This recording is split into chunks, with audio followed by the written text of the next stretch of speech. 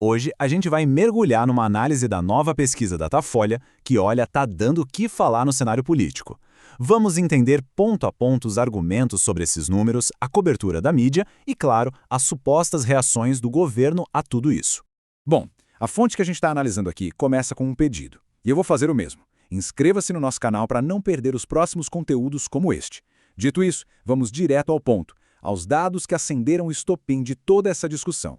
Esse aqui é o nosso mapa. A gente vai passar por cada um desses pontos para ter a visão completa da análise, começando, claro, pelo resultado da pesquisa, que está no centro de toda a polêmica.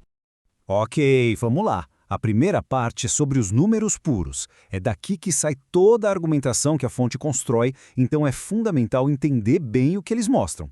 E a afirmação principal, o grande destaque da análise é este. Pela primeiríssima vez, Flávio Bolsonaro aparece com um número maior que o de Lula, num possível cenário de segundo turno na pesquisa Datafolha. E aqui estão os números, para ficar bem visual. Flávio Bolsonaro com 46%, Lula com 45%. A análise bate muito na tecla de que sim, o resultado está dentro da margem de erro, mas o fato de Flávio estar numericamente na frente é visto como algo simbolicamente muito poderoso. E não para por aí. A fonte também olha para outros cenários de segundo turno. O argumento é que Lula ou perde ou fica em empate técnico contra vários outros possíveis adversários. Isso, segundo a análise, reforçaria uma tese de desgaste do presidente. Certo? Agora vamos para a segunda parte, que é bem interessante. A análise defende que o problema não são só os números em si, mas como a imprensa estaria noticiando tudo isso. O ponto central da crítica da fonte é esse aqui, o que ela chama de um padrão duplo. A alegação é a seguinte: quando Flávio Bolsonaro está numericamente na frente, dentro da margem de erro, a notícia sai como empate técnico.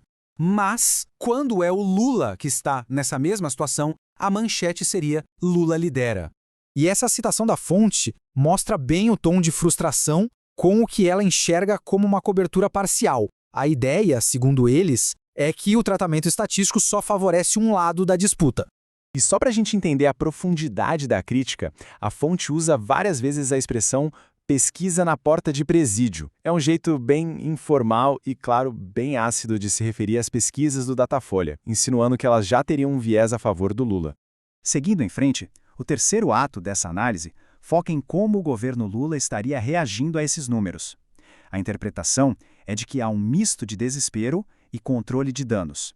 A análise pinta um cenário de duas frentes. Por trás das câmeras, existiria uma preocupação enorme, um verdadeiro pânico. Já na frente delas, publicamente, os aliados tentam minimizar a coisa toda, falando que é só um retrato do momento e culpando escândalos recentes. E essa situação, olha, ela mostra bem o tom da coisa. A fonte usa essa imagem super exagerada para descrever um suposto pânico dentro do governo, basicamente dizendo para não levar a sério as declarações públicas de tranquilidade. Agora, a análise abre o foco. A ideia aqui é mostrar que essa pesquisa não seria um evento isolado, mas sim uma peça dentro de uma tendência política bem maior. Essa linha do tempo aqui é a chave para entender a narrativa que a fonte constrói. A análise mostra que, desde que a pré-candidatura do Flávio Bolsonaro foi lançada lá em dezembro, a trajetória tem sido uma só: Lula caindo e o adversário subindo consistentemente. A análise também tenta prever o próximo passo. A estratégia do PT, segundo eles, vai ser partir para cima do Flávio Bolsonaro com mais força. Só que o autor argumenta que isso já foi tentado antes, citando o que ele chama de parada do Pix, e que essa tática não deu em nada. E a lógica por trás disso, segundo a fonte, é que Flávio, por ser oposição, está meio que blindado. Ele não tem responsabilidade pelo que acontece agora. Já qualquer problema, como o escândalo do Banco Master, por exemplo, acontece no governo Lula e o desgaste, claro, cai no colo do presidente. E chegamos na última parte, que é a mais provocadora de todas. É uma projeção de futuro baseada nesse cenário que foi apresentado. A análise termina com essa frase atribuída a Flávio Bolsonaro.